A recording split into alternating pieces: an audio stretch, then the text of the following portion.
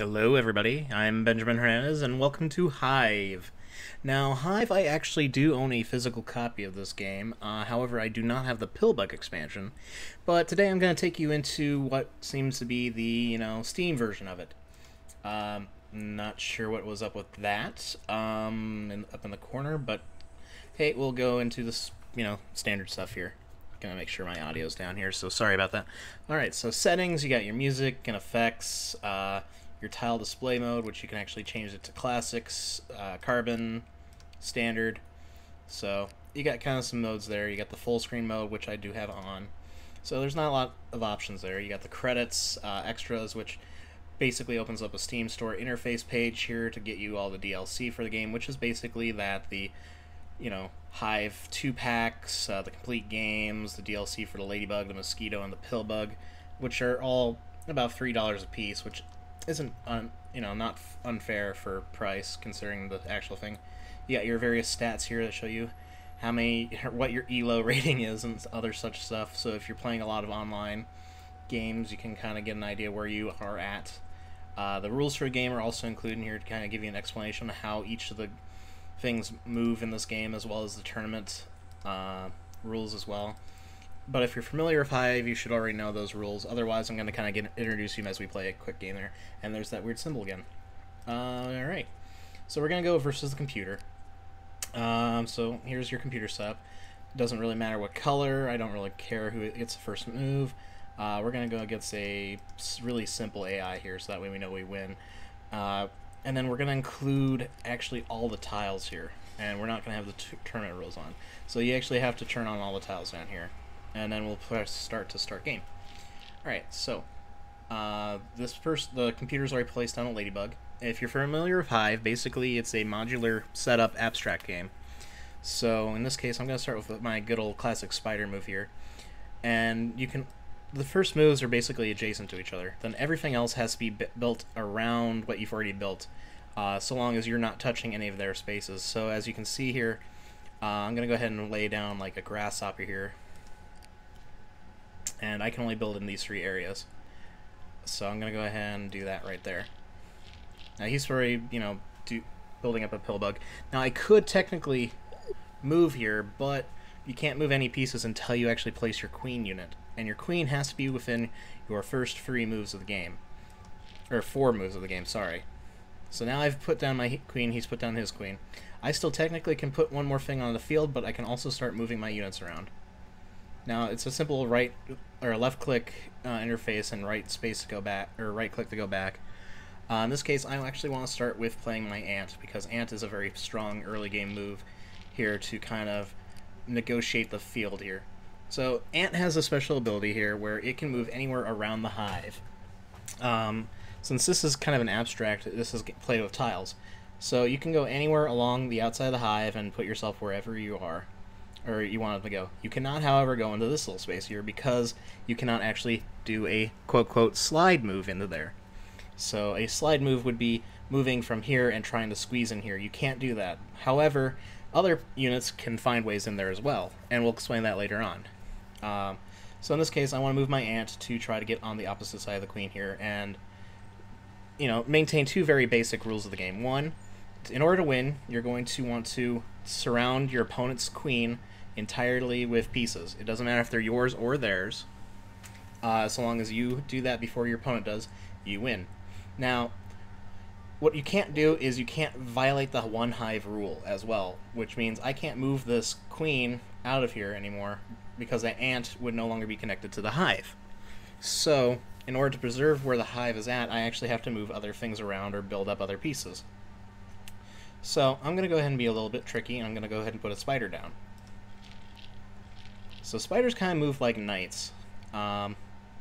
Spiders have to move exactly 3 spaces, in which case it'd be 1, 2, 3, since I can't slide into there either. Or it would be 1, 2, 3 to get up on that ant. Now he put an ant here, which means that my next move would be 1, 2, 3, which would be putting me in a good position, and it would lock up that ant. So I'm going to, of course, take advantage of that. So now he's placing down grasshoppers. Grasshoppers have a different type of move pattern where they can actually jump over any line of units and land on the other side. So if I actually had a unit here, I could jump this entire line and go down to here. In this case, you know, as long as you don't violate the one hive rule, you can actually jump into about any space in the game, including spaces that would be otherwise occupied, like this. But however, you still have to jump over at least one unit with the grasshopper in order to do stuff like that. So what I could do right now is I could put my grasshopper here, which would be an amazing play for me right now, because that forces him to basically not have that much control over his grasshopper towards jumping towards the other side. But now I can also put my grasshopper right adjacent to the queen. Alright, so now he's using the pillbug special feature, which basically allows him to kind of push and pull units around the field. So what that basically means is that he can lift one and then throw it somewhere else. You can do this to save your queen from very weird things. However, you have to stick with the one hive rule. Now I'm going to go ahead and place a example piece here of a dung beetle, or as the beetle, just the beetle unit as it's otherwise known. Now the beetle has an interesting ability where it can actually jump on top of pieces, locking them in place and forcing them not to move, and also keeping them where they're at. You can also do it on top of the queen to make sure that queen does not move. Now in this case, I don't want to put it over here because it moves just like a queen otherwise, which is just one space in any direction. Because then the queen could actually move from that space and actually move along the hive out this way, and not violate the one hive rule. So what I'm going to do is I'm going to move my dung beetle on top of my guy there. So now you can see he's trying to build up some dudes over here. Now I'm going to go ahead and play my ladybug. Now ladybug is pretty cool and fascinating because again it moves much like a good move. Much like a knight, where it has to move on top of two units and then land somewhere in order to complete its move. So actually these are all the legal places where it can move. So I can move on top of the queen and actually kind of build my hive out this way, and this is really going to help me out because now I'm getting more units around him. As you can see, I'm getting more units around me as well, and I have no way of really defending against that at this time. But I can go ahead and say move my dung beetle down here, which I'm going to save for a later turn, because what I want to do is try to find a way to get my spider in here. So 1, 2, 3 would mean down here, 1, 2, 3, and it would be stuck otherwise. So what I really want is to try to find a way to either keep these units occupied and try to find a way to get my queen out here, or utilize my beetle here in some interesting way to lock another piece, like her the other player's spider or something. But in this case, I think what I'm actually going to do is I'm going to play a mosquito right over here. Now the mosquito is another interesting figure, because now it gets to use the abilities of any adjacent tile it's next to.